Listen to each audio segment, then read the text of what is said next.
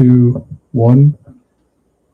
Hello, welcome back to This Week in Haiti from Haiti Liberté. I'm Joseph, joined by Kim Ives. As 2 weeks ago, or 2 or 3 weeks ago, we did our first live stream. Today is Sunday, September 28th, 2025. Kim, I want to kick it off with a fact. I don't know if you knew that today is the 60th anniversary of the formation of the Committees for the Defense of the Revolution. I did not know that. I That's think they're celebrating that today fascinating in Cuba. fact and good to know. Yeah. So can celebrate that anniversary as we're discussing updates on the crisis in Haiti and the imperialist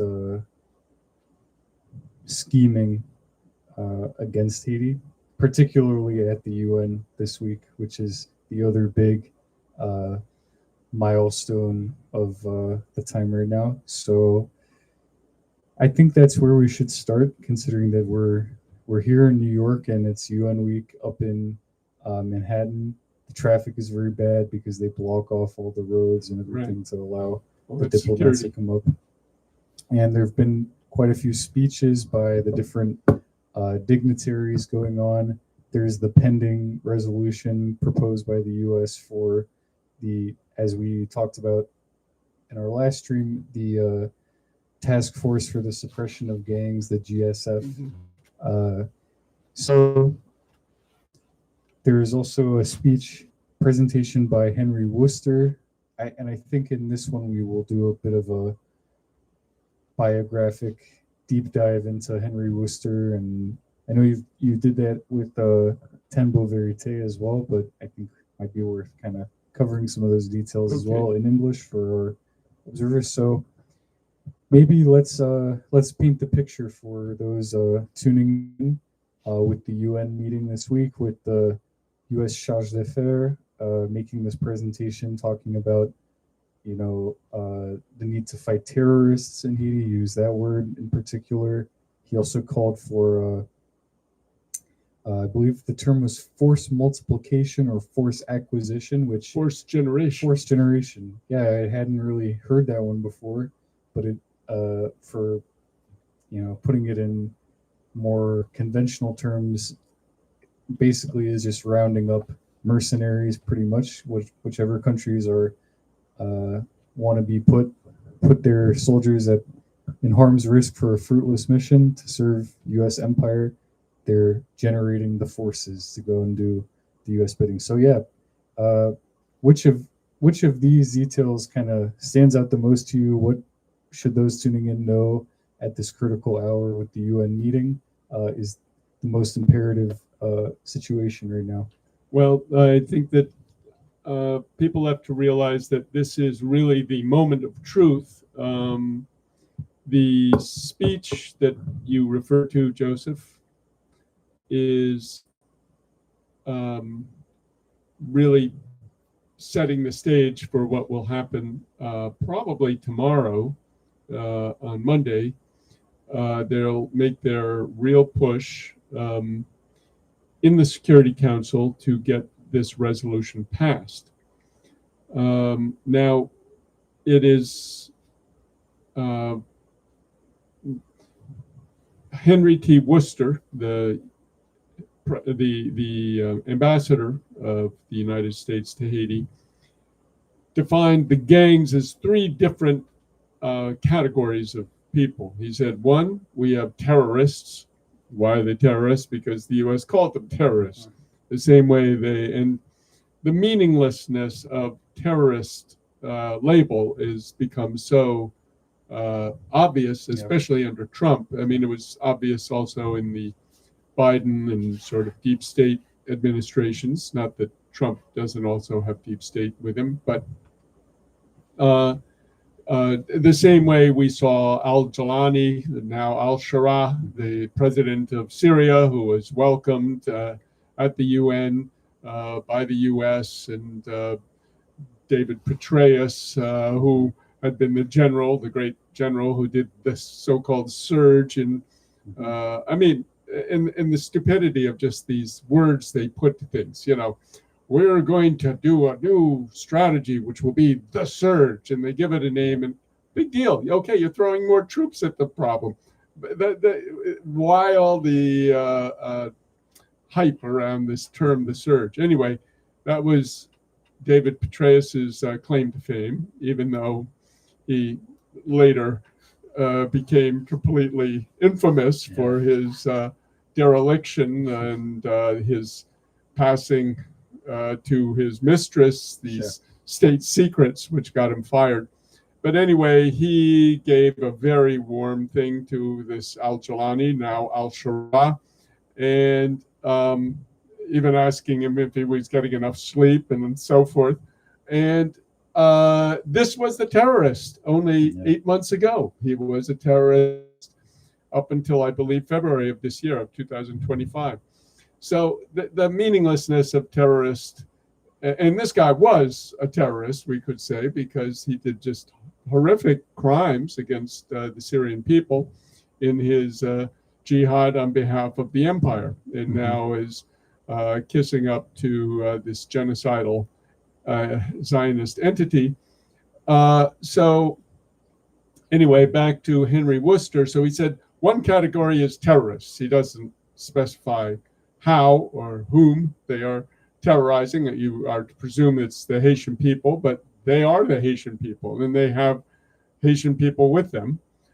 Two, you have insurgents, and I thought that was interesting that he used the term insurgents, because that's really what this is. It's an insurgency. This is the masses of the Haitian shanty towns, of Cité Soleil, of Bel Air, of all the very poor neighborhoods, Carrefour, of Port-au-Prince, which for years have been sinking deeper and deeper into the mud and sewage of poverty, have finally stood up and said, we're not going to take it anymore, and here are the arms to prove it. So they are an insurgency, and they have a political program. As Henry T. Wooster said, usually an insurgency has a political program. And that's the essence of this moment. This party that the insurgents have formed, the Vive Ensemble, the Live Together Party, is really the brainchild not just of Jimmy Cherizier, but it was really three people, as he's explained, that formed the G9, which was Jimmy Cherizier, Iscar, who unfortunately shot himself and died last year, and a fellow called Chrysler in Carrefour, in the southern flank of Port-au-Prince. So the three of them conceived of this sort of political project, and now it is really coming to fruition. But just to finish, the insurgency is the essence of it. But the third category that Henry Wooster put in there was criminality. It wasn't a very coherent the way he put it. He said it's violent criminality, not criminals, criminality. So it was a fairly vague picture he painted, but his opening line was, we need stability in Haiti. The U.S. needs stability. And this is the essence you're going to hear in all the U.S. discourse in the next coming years, stability. And as we've talked about here, they have the Global Fragility Act, which is a Global Fragility Act, which is all aimed at stability. It is a question of establishing order in the neo-colonies, which are becoming either restive and rebellious and unwilling to submit, or they are sometimes through the state accepting deals being offered by China and Russia to improve their infrastructure or to make a certain trade deal, etc. So the U.S. is very threatened by this, and therefore the Global Fragility Act foresaw, as we said in the previous show, sending food aid to get them more or less dependent on U.S. food. You have them by the stomach, you have them in hand, and also troops, U.S. troops. Now, this this gang suppression force, GSF, that they are trying to ram through is, it should be something which should be stillborn. But unfortunately, it is getting traction because they have used the countries of the OAS, the 32 nations of the OAS, what Cuba calls Washington's Ministry of Foreign Affairs, to all sign off on this, as well as CARICOM also signing off on it. And as a result, it is possible they can do what they're aiming to do, which is to get the UN,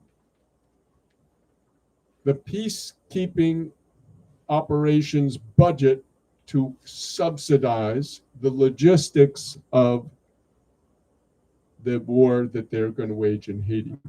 And people should understand that 90% of any war is logistics. It's moving your troops, moving your equipment, moving your guns, your cannons, your mortars, your forces around. That is the key to warfare and conventional warfare. And so that's been their big problem, is they didn't have the money to move around the Kenyans, to get them the trucks, the vehicles, the armored cars, etc., that they needed. They've sent a lot. They've sent a lot of armored cars, a lot of jeeps, but these things end up basically rusting on the side of the road after a couple of months because there's no way to repair them when they break.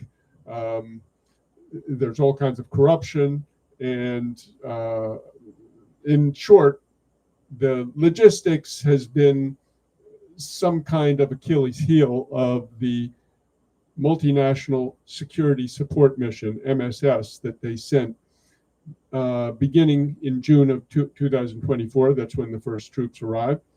And basically this year, on October 2nd, they will end. It's over. So they really have come down to the wire now. Tomorrow will be the 29th of September, the beginning. That's when the coup d'etat of 1991 began. It was on the 29th. It culminated on the 30th. But the 29th will again be as they say in Creole, a date fatidique, a fateful date, because the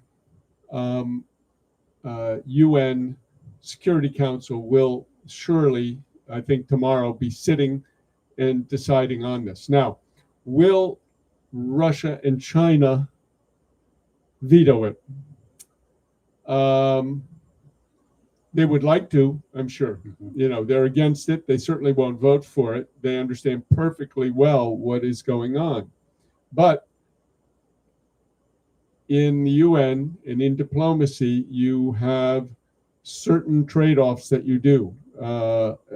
If they do veto it, it opens a lot of can of worms.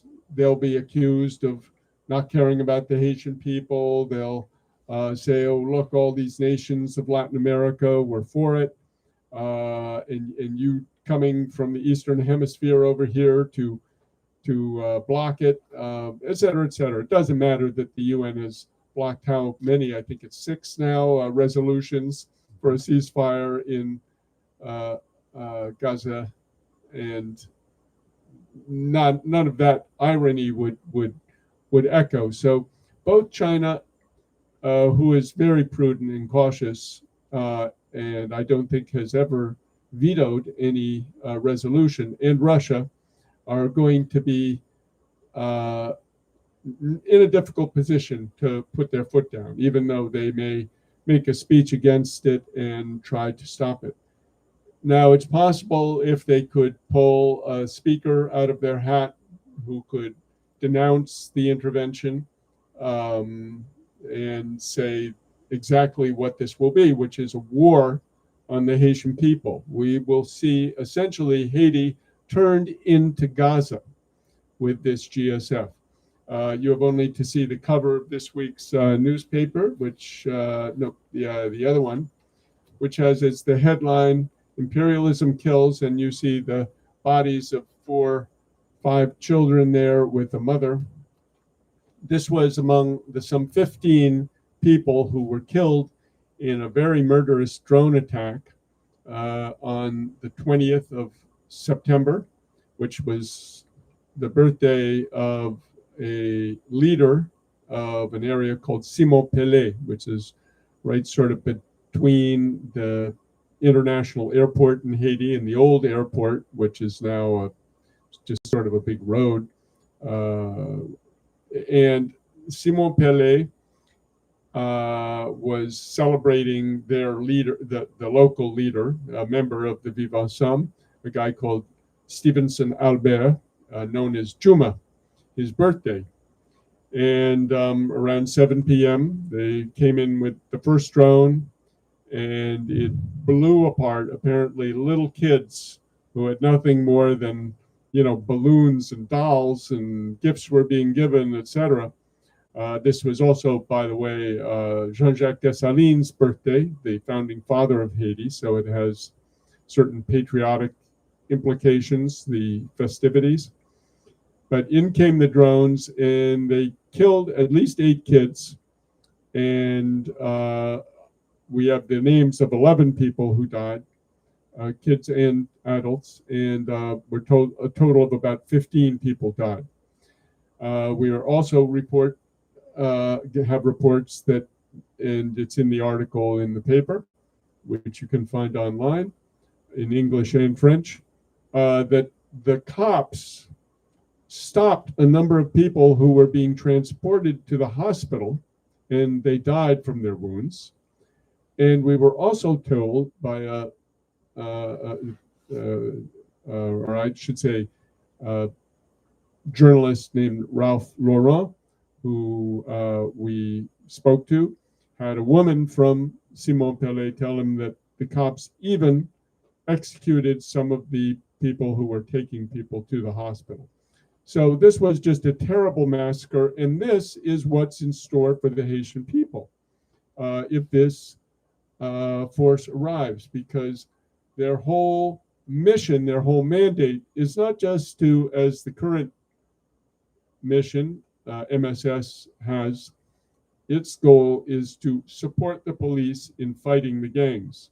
But this mission is going to, in fact, not be tethered to the police. It can do whatever it wants. It can go wage war. It can go and flatten a neighborhood. It can go and bring drones and tanks and troops and bombs and everything. And we've seen this over and over again over the past 2 decades in Haiti, since the first kidnapping of Jean-Bertrand Aristide or I should say the second, because the first was almost a kidnapping in 1991.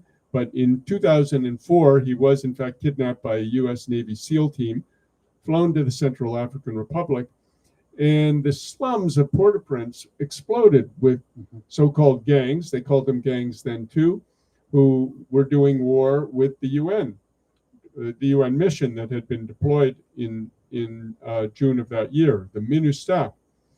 And hundreds of poor neighborhood residents were killed in this fighting that was carried out in these neighborhoods which were resisting. In Haiti Liberté, we were given the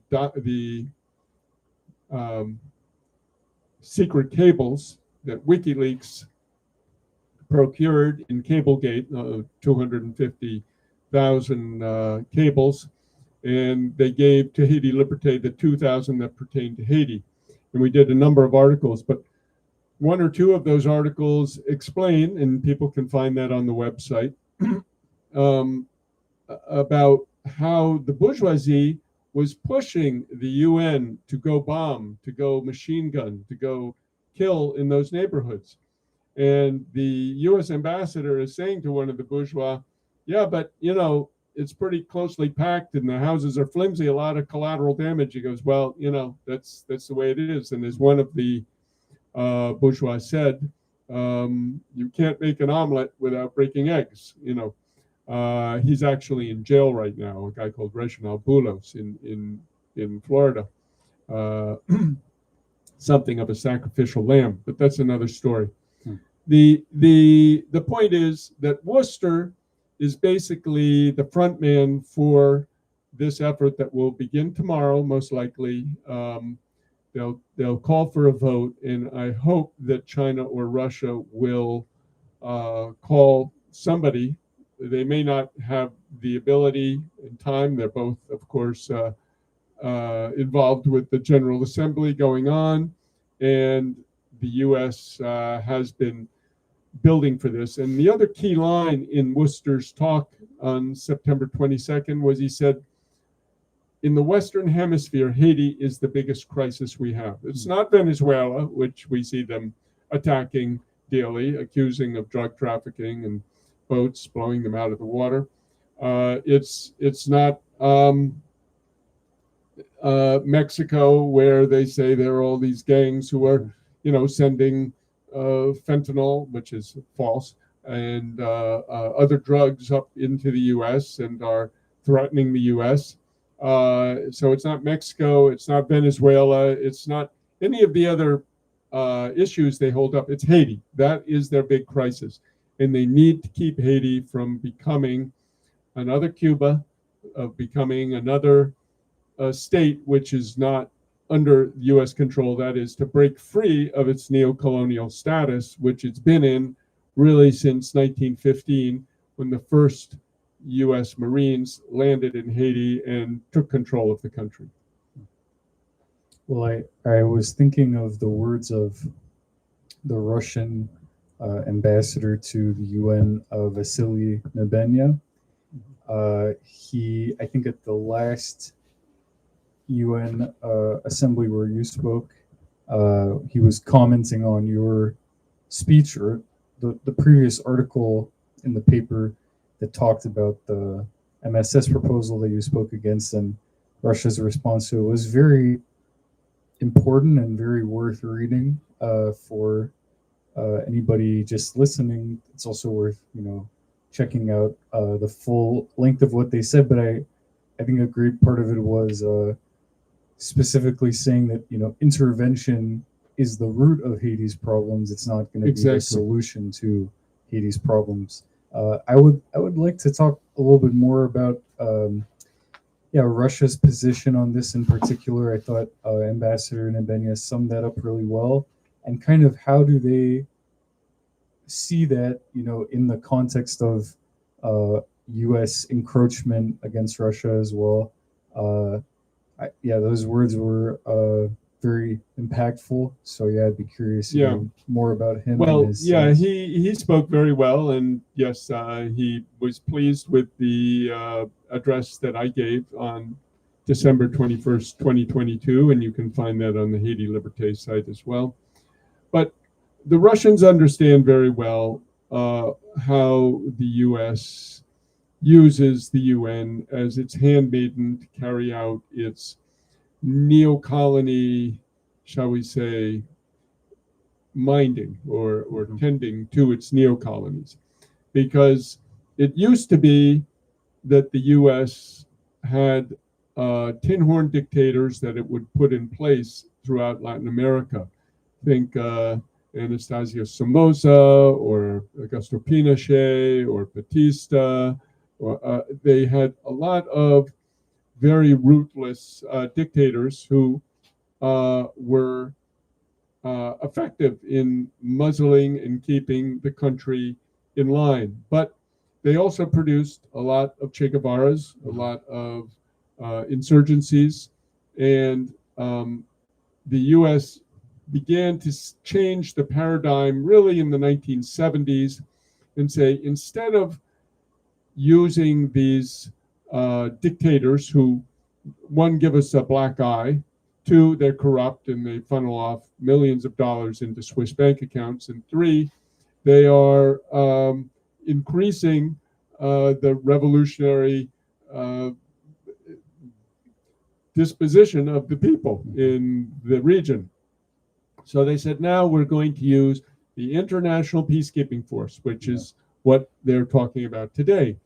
So this is a way to somehow make it look like they're preserving international peace and security. And that's one other thing I want to address that Worcester twists. He said, we're trying to keep peace. The purpose of the UN is to keep peace. No, it's not to keep peace internally. And it says it in the very beginning of the UN Charter. It said nothing in this charter will be used to allow meddling or countries to interfere in the internal affairs of nations.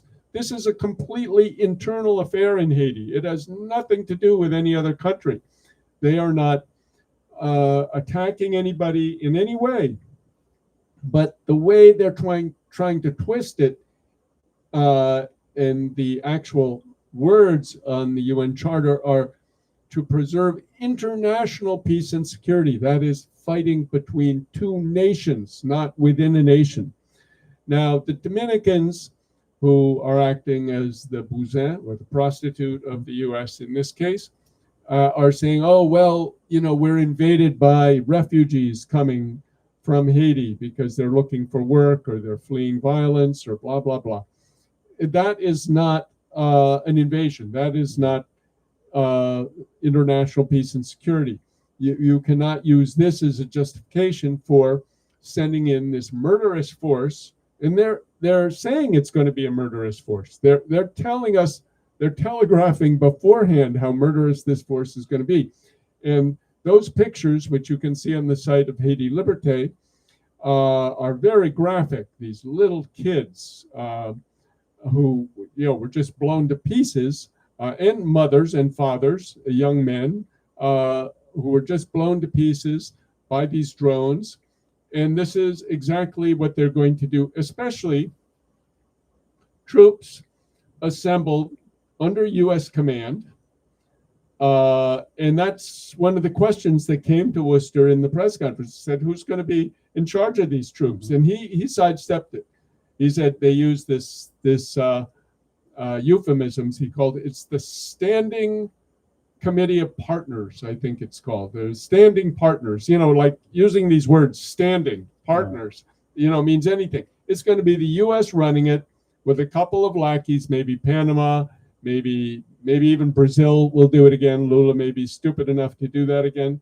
They'll find a few other countries. I know they've been putting the full court press on Petro in Colombia. Hopefully he will not be taken in.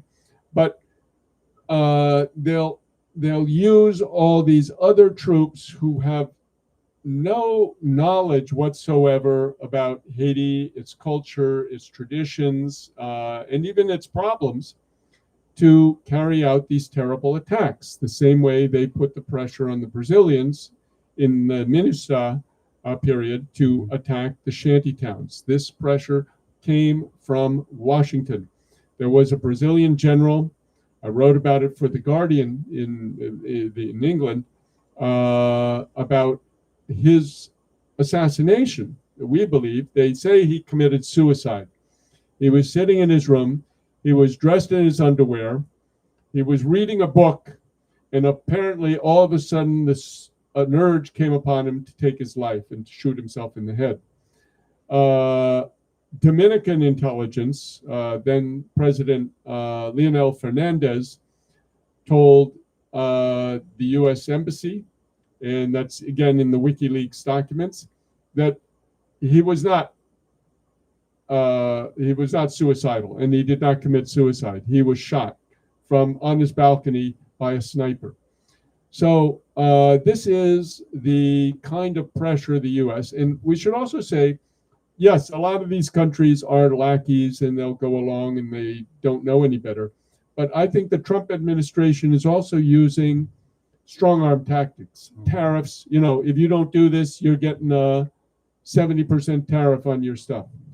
So they're using tariffs, they're using strong arm pressure, they're using all kinds of intimidation, blackmail even, to pressure countries to send their troops to go kill people and be killed in Haiti. That's very interesting about the Brazilian general. I hadn't. Yeah, his name was de Cuellar, Cuellar. I forget his first name. And he was a very religious man, extremely religious. He'd just come back from vacation.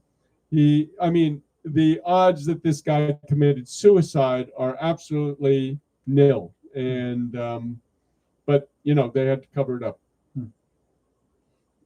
And in terms of the ongoing UN vote, so you're saying like the timeline is tomorrow for a potential vote. Just as a refresher for those watching, and also for myself, because sometimes I forget some of these details of, for example, the current makeup of the Security Council, which country is the chair of the Security Council, because I believe there's a rotating, right, it rotates chair each month. Right. So tomorrow's the 29th. Panama was the chair when they introduced this resolution, this absolutely ridiculous resolution, which if people go to the September 3rd article in Haiti Liberté in English, I think we put the URLs in the French as well, but you can see the actual document, the actual draft resolution that the U.S. presented, which Russia and China refused to even look at, in the beginning, because it was so preposterous. Because essentially, again, it says we're going to make our own force and the UN is going to pay for it, instead of the usual way, which is the Security Council says, okay, there's a problem here. We need to send in a peacekeeping operation. And then we have our peacekeeping operation budget. So the U.S., they like having it under their own aegis. That is, they're the ones who are going to be the head of the standing partners, whatever other clowns they line up around them. But they need the money. They want the money of the UN. They want the world to pay for it. So this is just typical Trumpian, Rubian grifting. And I hope that Russia and China and others stand up. Now, I looked at the Security Council composition. Now I can't remember it exactly, but I didn't see any countries in there who were going to be too rebellious. It looked pretty anodyne, pretty much a bunch of pushovers.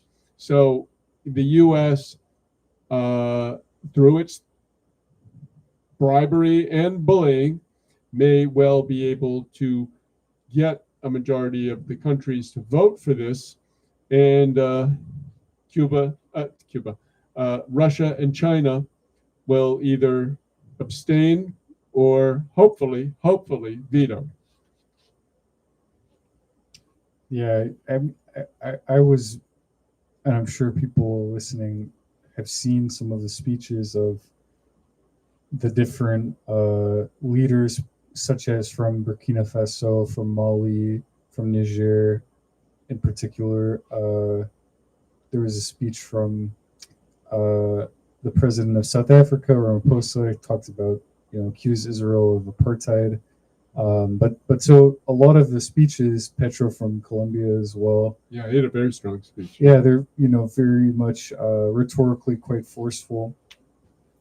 But at the same time, obviously also then you have the ones from William Ruto from Kenya, everyone sincere from Haiti as well, talking specifically about circumstances we're talking about, the intervention, and they're really just kind of all using the subject of what is the UN's role in the world today?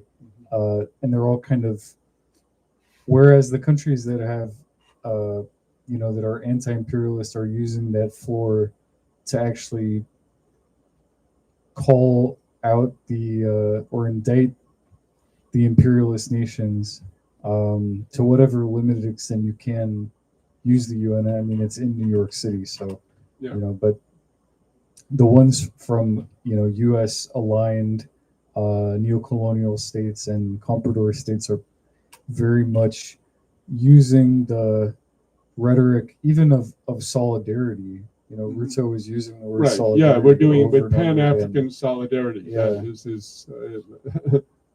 That's his selling point. Yeah. Yeah. So, to what extent does that really matter? Does the rhetoric? I know this is the annual global meeting for all these countries to come together, but yeah, to what extent can the this is maybe a bit of a side question to a lot of these things, and the speech by, let me see if I can remember. Well, even in Ruto's speech, while he was commenting about how great it is that we've gone into Haiti from Kenya and all this stuff, on the same in the same speech, on the same token, he was saying we still want to reform the UN Security Council and make it more democratic. And I think that's a common sentiment for many countries, whether they're doing the US bidding or not. And to some extent, a lot of the leadership of the global South, I mean, they are sort of wrapped up under the US run global order, whether they would like to be or not. So I'm curious how much Haiti, unfortunately, being represented by Laurent Sincere, who we've talked about in the past. I think in the last episode we talked about how he's literally the spokesperson for the business class. Right. He's So the representative on this. Representative. So people may not realize that while watching his speech. Like in the other circumstances, you have political leaders, and in the Sahel states, for example, it's leaders coming from these militant, mostly proletarian coup d'états, or really revolutions led by soldiers, and the soldier class, which is mostly working and proletarian. They're going up to the UN and speaking and denouncing France and denouncing uh, meddling in their countries, and basically saying I mean, saying this body has really lost a lot of its legitimacy for us because we can't just hear all this fanciful rhetoric all the time. But then on the other hand, I guess the point I'm trying to make is that you might watch the speech by Laurent Sincere and think, well, he's just another president like any of these people. He was like, for the casual observer, outside observer, he must have been elected popularly like any of these other people who are coming up to speak here. And then you think, well, it's actually, as we talked about, we discussed in the past week, even more nakedly corrupt than many other circumstances. I mean, Donald Trump is the president of America, but at the same time, yeah, Laurent Sincere is quite literally the spokesperson for the bourgeoisie in the illegitimate council that's been set up by Anthony Blinken and America, making this kind of schema up in Jamaica when they, all this. So when we just were looking at his speech just now, all I could think was this is like extremely illegitimate to give this person the floor, and then on the other hand, exclude from the possibility of at least reforming the UN to some extent, which is a proposal pushed at the very least by the leadership from many African states, from much of the global South. But because you have this illegitimate leader of the bourgeoisie, he's not going to get up there and say Haiti also believes that we should have a restructured UN Security Council, that Israel's committing apartheid, all stuff. All he said was we thank our global partners for Right. our global patrons, more like it, for Right. helping us with our scheming. So yeah, what was your reaction? Just the Yeah. cursory Well, glance at well, that speech. just to clarify for listeners who don't know, the what is called the Transitional Presidential Council, TPC in English or CPT in French, is 9 members. 2 of them are just ornamental observers representing civil society and I think religious society. 6 of them are political formations, either large parties like the Lavalas family, or the other large one is the coalition around Montana Group, which is sort of the enlightened bourgeoisie, shall we say, a very close ally of Lavalas family. And then the other 4 are coalitions of various sorts. And then there's only one sector of Haitian society that gets its own representative, and that's the bourgeoisie, the business class, the business sector. Mhm. So that's Laurent Saint-Cyr, who is speaking for them. And his speech was exactly, I could say, almost a reproduction of what Worcester said, is we're fighting criminality and these people are raping and committing mayhem. And in fact, it's the opposite. It's his forces. Mhm. It is the so-called, and we saw this in Colombia too. You had the FARC, which was a Marxist-led insurgency, which came out of the jungles of Colombia.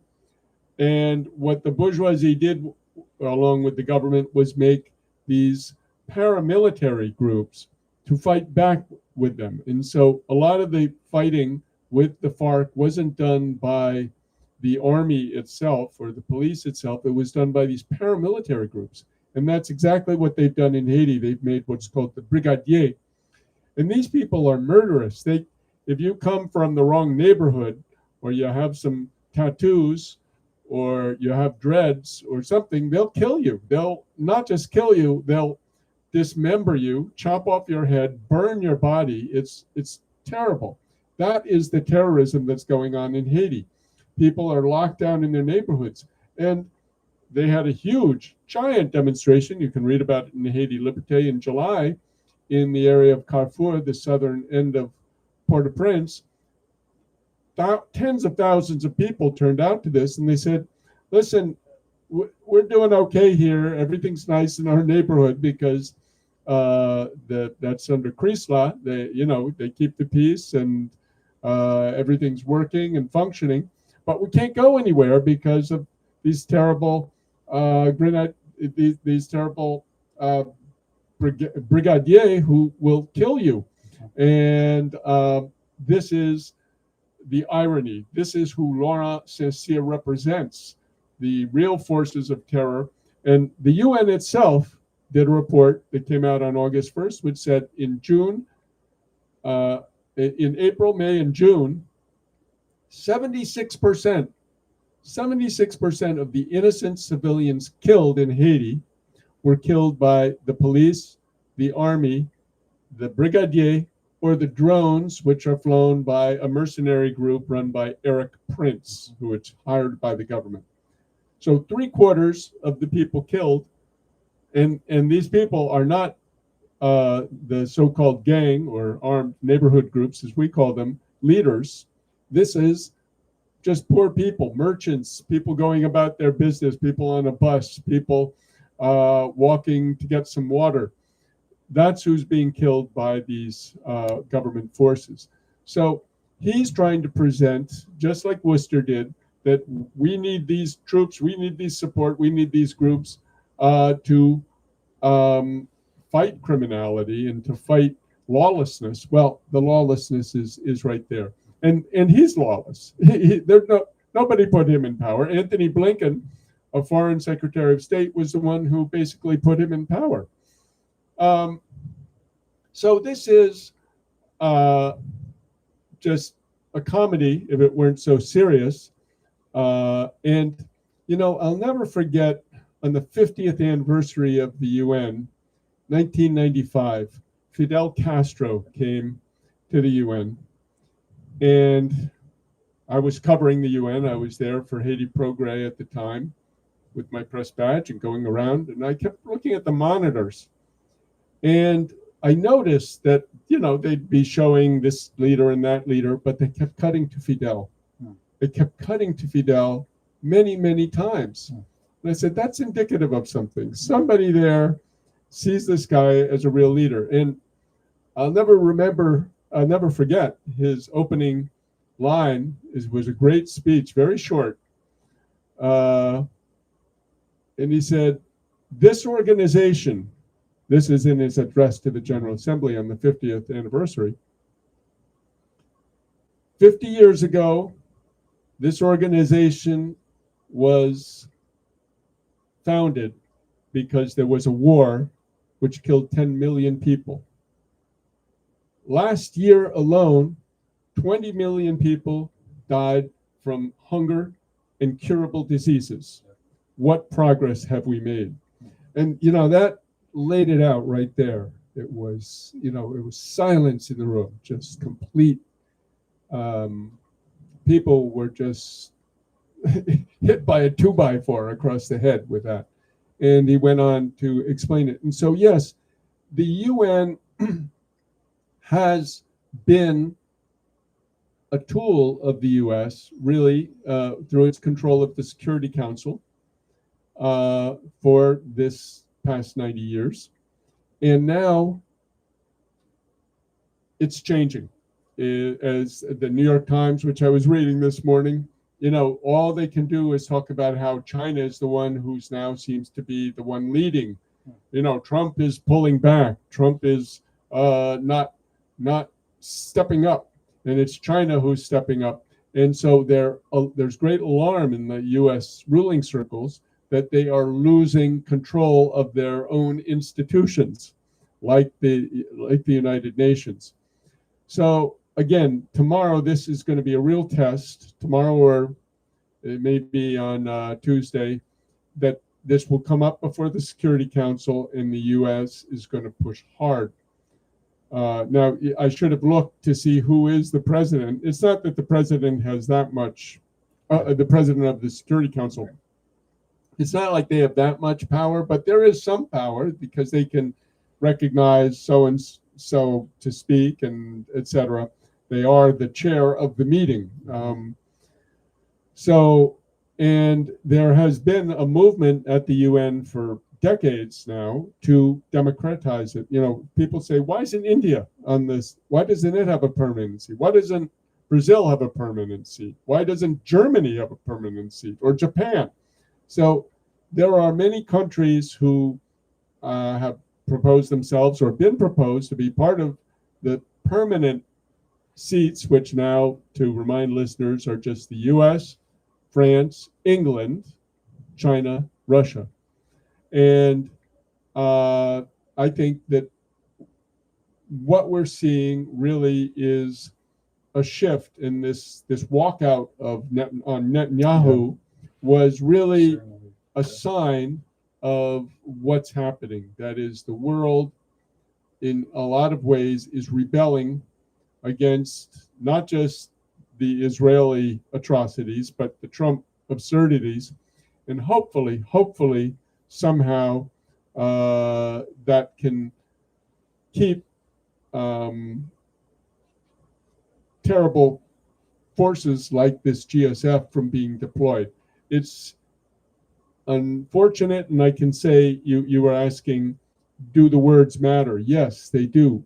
After my speech to the Security Council, I had so many ambassadors come up to me and say, we had no idea. We never heard anything like this. This is totally news to us. And I went to visit many of them afterwards to explain the situation. So unfortunately, the grip of the US mainstream media and the European mainstream media on the world, that is on its former colonies, and current neo-colonies is still very strong.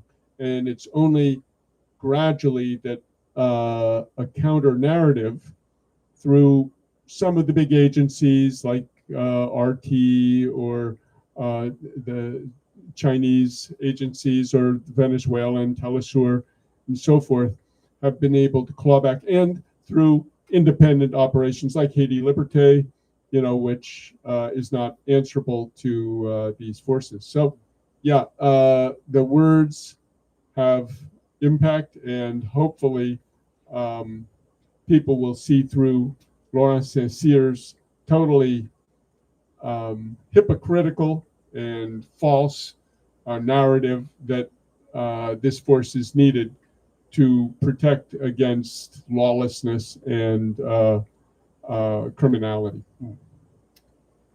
Well, I want to turn for a second to back a little bit to Henry Wooster, because you did talk a lot about his biography and a little bit more about him with Ralph Lauren of Tembo Verite.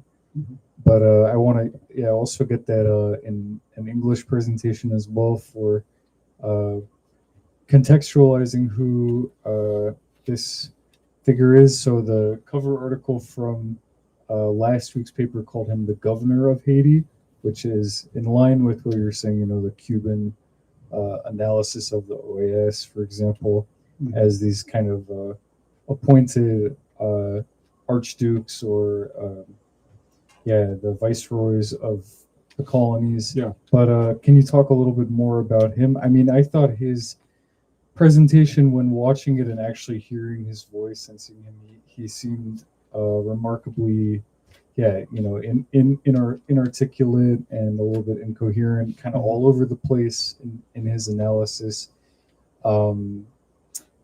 Because it struck me as he, for one thing, and I mean, this is part of the biography, right? It's pretty obvious he's not,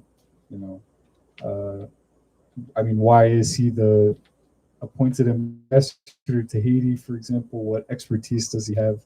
And so he came there, I think, with a lot of, in that presentation, a lot of Ivy League posturing, but using terms like the admixture of Vivant Somme is all these criminal groups, and we need forced generation and all the typical kind of rhetorical pleasantries and euphemisms. And euphemisms more so, exactly, right? Because what do you really mean by forced generation? That one really struck me. But yeah, can you talk a bit, about, we've talked about a little bit, but his own background and how it is that he came to be the governor? Well, his father had been in the army, and if you know anybody who's been in the military, they like acronyms and to use those terms like euphemisms like forced generation, strategic hamlet, a little concentration camp village, or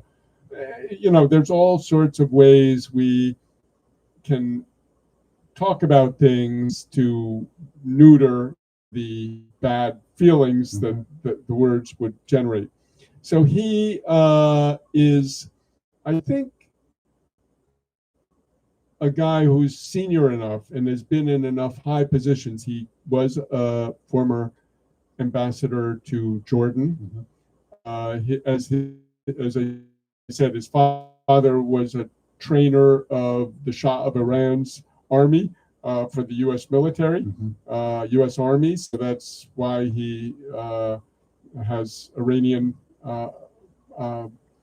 knowledge.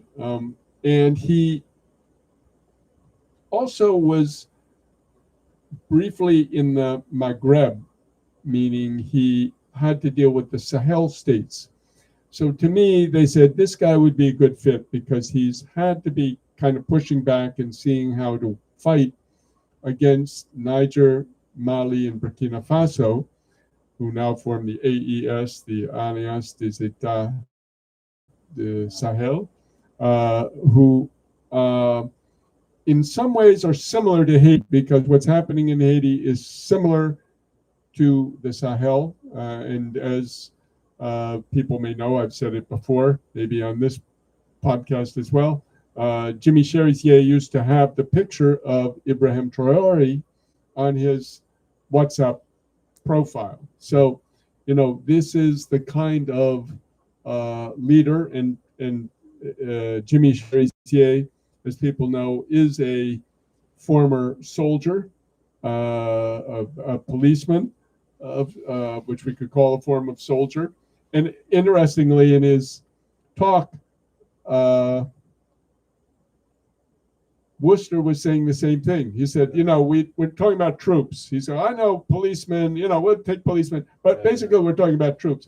So they're getting rid of that euphemism. They realize they need an army, and they're not going to try to hide it around police force.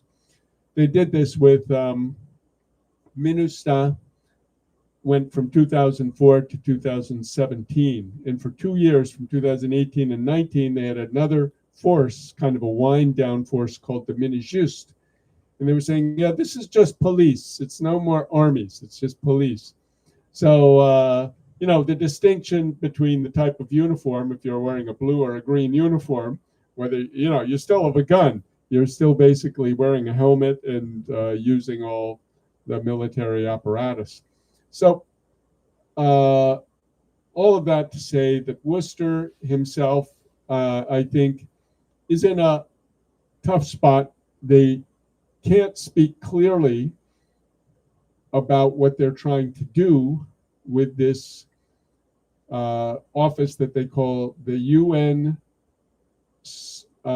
Support of Haiti Office, UNSO, UNSOH. And this is the key. This is the office that will basically be the tap into the port through which they will suck out UN peacekeeping operation funds, because their whole thing is they will use UNSO to get logistics to their GSF. So he can't be too, I could say, clear about this maneuver that they're doing with the UN bureaucracy, because that will sort of give the game away. They have to keep all the details kind of fuzzy, sort of like when you're signing the bottom line on the used car dealer's thing and he doesn't want you to look too closely. So this is a little bit why I think he was so incoherent and so sort of vague in a lot of his statements, and just using generalities and almost diversionary language. And even almost a little bit sort of not specific about what the demands are. Like an example that comes to mind is this, and again, I mean, people should watch it for themselves. Perhaps we can link to it or whatever. He says, oh, if a country wants to offer 750, we'll say, why not make it 1,000? Why not make it 1,000? Which is more of a salesman kind of analysis than a real a legitimate kind of political, we would say a real political concern. Because if you actually were following sincerely, you would know how much you need, you would know how long it's going to last for. You wouldn't go to people and say, hey, we're gonna send maybe 750 or maybe 1,000 soldiers, depending on the maximum we can get and the maximum amount of time. So it really is which is it, what kind of force is being prepared, how long do they plan to be there? None of these details are given. As the example you gave earlier of who's going to lead it, it's going to be some ad hoc body that we can make a new acronym for. So I thought this, even down to, I think we were talking a little bit about this foreign press service. Is it foreign press service or the foreign press center or whatever? Foreign press center, maybe that's this kind of propaganda arm, kind of the fact that even that they have these, kind of the way almost analogous in a totally contrary way to what we're doing of having a YouTube presentation where you can watch this on YouTube, makes you think, what kind of ideology or what form of propaganda is this that they're putting these videos out on YouTube of them having a dressed up presentation where they basically say nothing of detail, like they literally give just ranges of the things that they need or want for their occupation. So Right. We just need this resolution to pass. That's Yeah, all we need. We need this basically. to pass because we need stability in Haiti. Yeah. Why?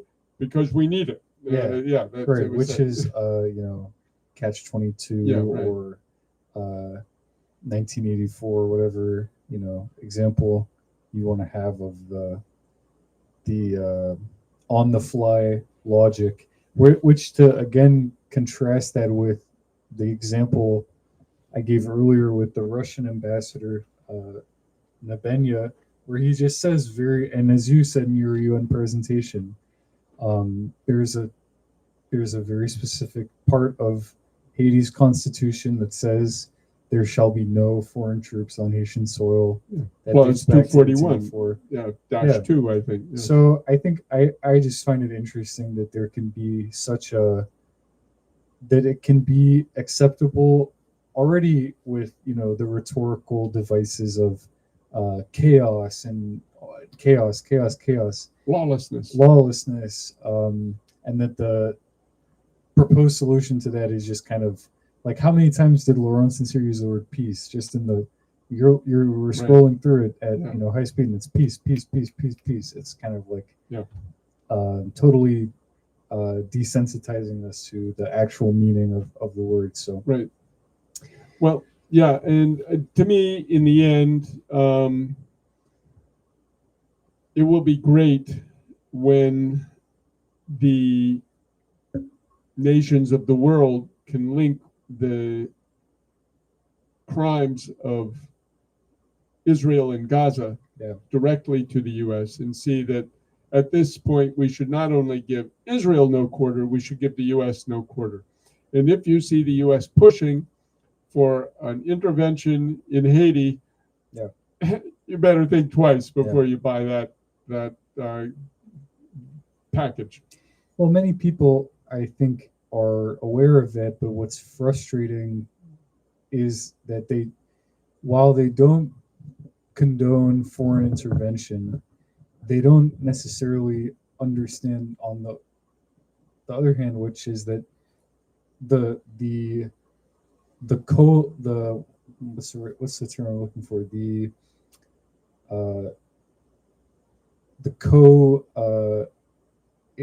equivalent part of that, which is that no foreign intervention shall take place.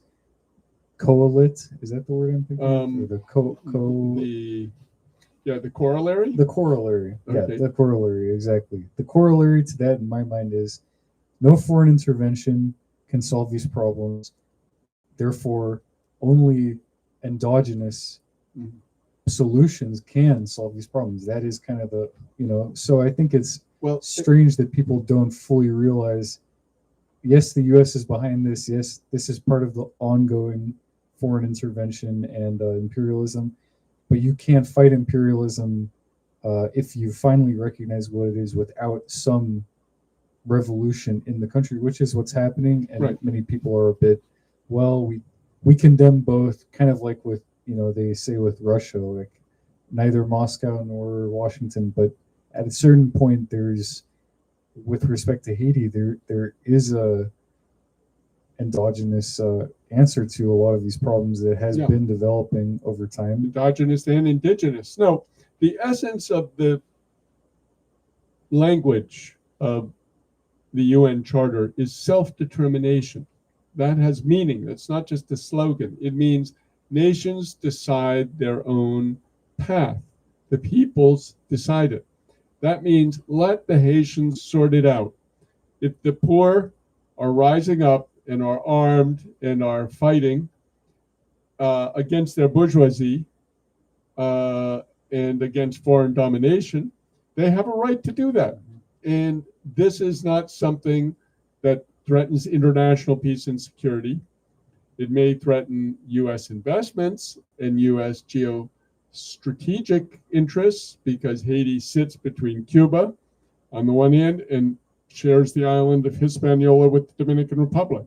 So Haiti sits in a very critical juncture, and this is why Worcester says it is the most urgent crisis we have in the Western Hemisphere. So to me, there are principles, and principles are no foreign intervention, and the U.S. is just trampling over that. They're doing what they call the bums rush, hurry, so they can, give you an urgency.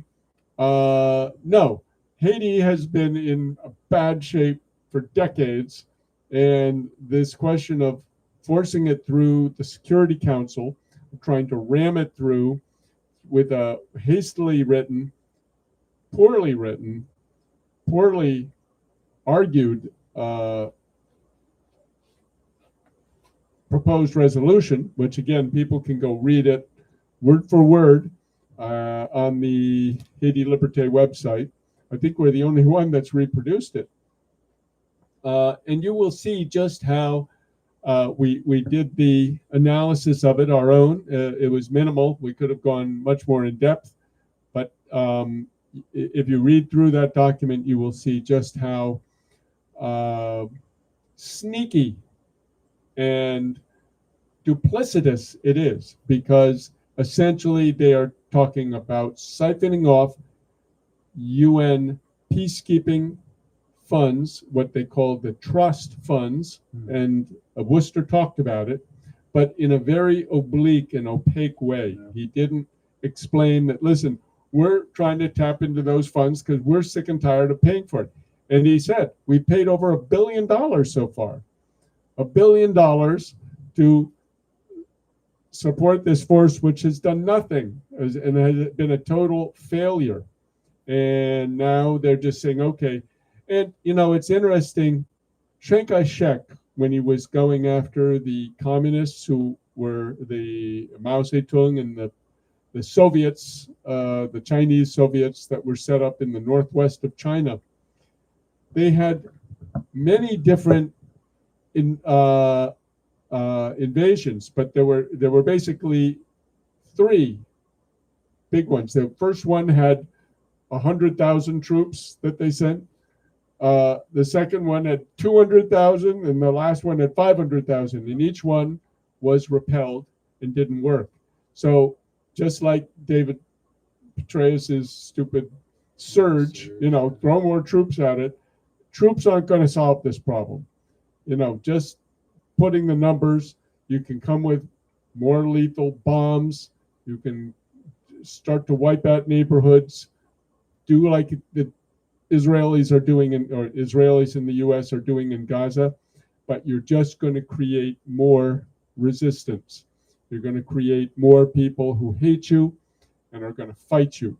So, again, like Fidel said in Cuba, you can come, but you're not going to leave. Yeah.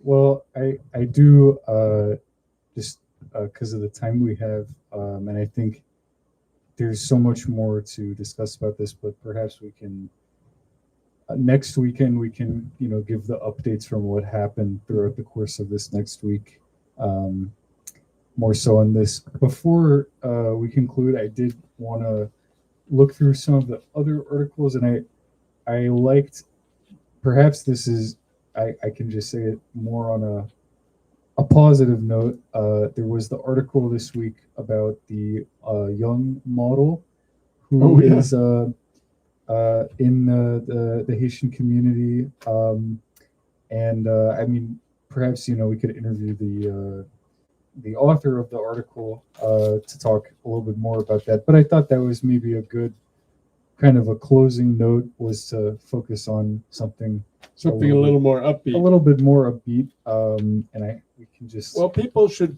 understand that Haiti Liberté is a journal of the Haitian community, and so occasionally we have people ask us, or I should say regularly, we have about three other articles we have to do, which are called In the Community.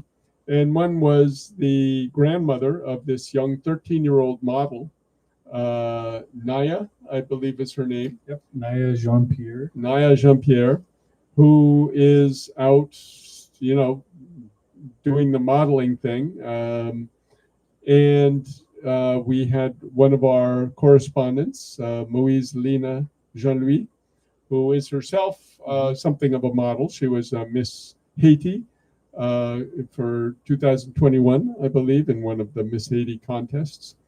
So she wrote a very nice article about Nia, giving a kind of a profile. Yeah. So not everything in Haiti Liberté, yes, is downer.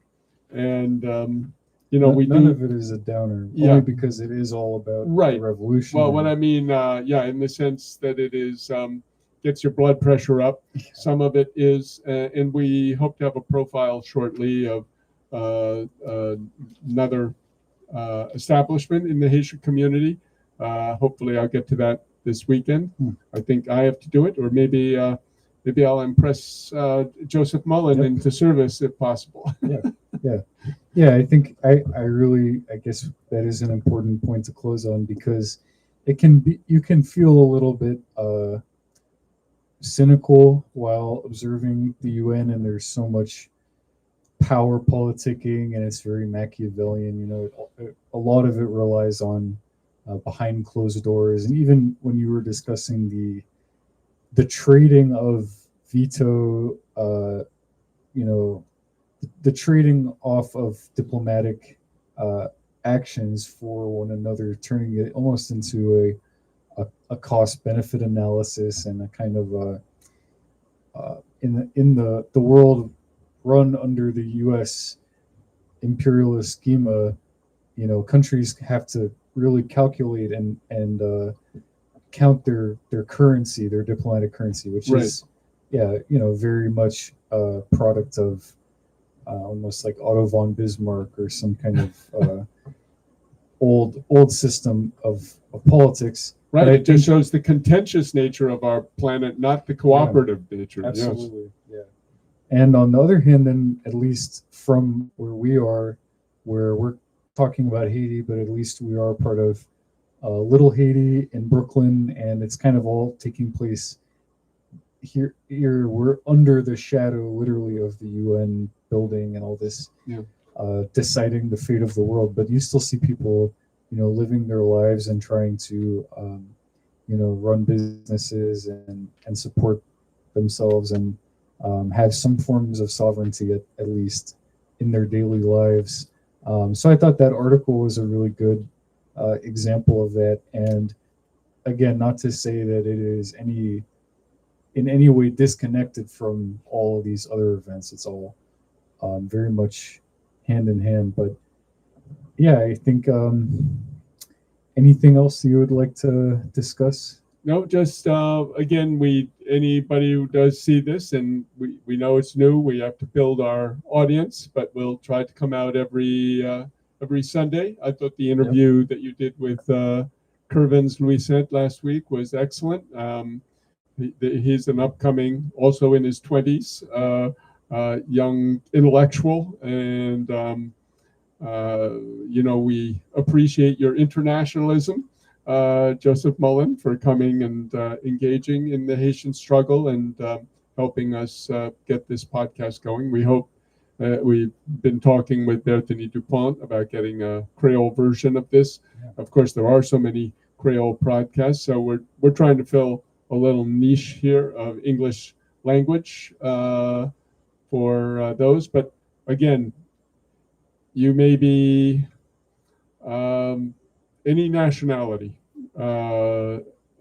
any race, any gender. We welcome your support and help in our struggle to support Haitian self-determination. And right now is one of the biggest tests it's had in a long time.